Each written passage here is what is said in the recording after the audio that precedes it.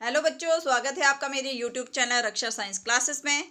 आज हम पढ़ेंगे class 9 science exam time quick revision notes में chapter 8 laws of motion. Force होता है पुल और पुश जो किसी ऑब्जेक्ट पर एक्ट करता है। इफेक्ट्स ऑफ फोर्स है, फोर्स के कारण आपकी शेप ऑफ द ऑब्जेक्ट भी चेंज होती है, स्पीड भी चेंज होती है और डायरेक्शन ऑफ मोशन भी चेंज होता है। फोर्स का ऐसा यूनिट है न्यूटन। बैलेंस फोर्स, जब दो फोर्सेस एक ऑब्जेक्ट पे एक साथ लगती है और दोनों एक दूसरे को कैंसिल करती है और ऑब्जेक्ट जो है स्टेट ऑफ मोशन को चेंज नहीं कर पाता है तो वो बैलेंस फोर्स होती है। एग्जाम्पल है टग ऑफ वॉर में दोनों टीमें जब इक्वली एक दूसरे को पुल करती है।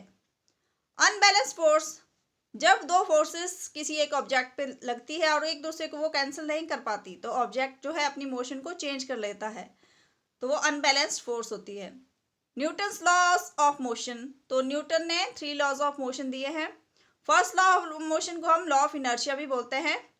तो इसकी स्टेटमेंट है an object remain at rest और uniform motion in a straight line unless acted upon by external force. एक ऑब्जेक्ट अगर रेस्ट में है या यूनिफॉर्म मोशन में है स्ट्रेट लाइन में तो वो उसी स्टेट में रहेगा जब तक हम उस पर एक्सटर्नल फोर्स अप्लाई नहीं करते हैं। इनर्शिया होता है tendency of the object to resist any change in its state of motion.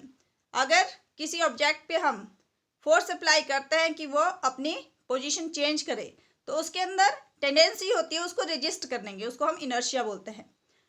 Types of inertia, inertia of rest, inertia of motion और इनर्शिया ऑफ डायरेक्शन, ये 3 टाइप्स है। Second law of motion, rate of change of momentum of an object is directly proportional to the applied force, और ये direction of force में चलता है। Momentum का formula है mass into velocity, P equal to mv, ऐसा unit है momentum का किलोग्राम मीटर पर सेकेंड। और फोर्स का formula F equal to ma, where F is force, m is mass and a is acceleration. 1 newton को हम define करते हैं, force is said to be 1 newton if it produces an acceleration of 1 metre per second square on an object of mass 1 kilogram.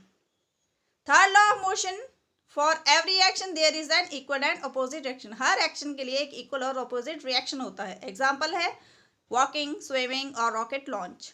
Law of conservation of momentum, when two objects collide, total momentum before collision equal to the total momentum after collision। जब दो objects आपस में collide करते हैं तो collision से पहले का मोमेंटम और आफ्टर मोमेंटम दोनों इक्वल रहते हैं। आई होप आपको मेरे नोट्स अच्छे लगे होंगे। Thank you and subscribe my channel.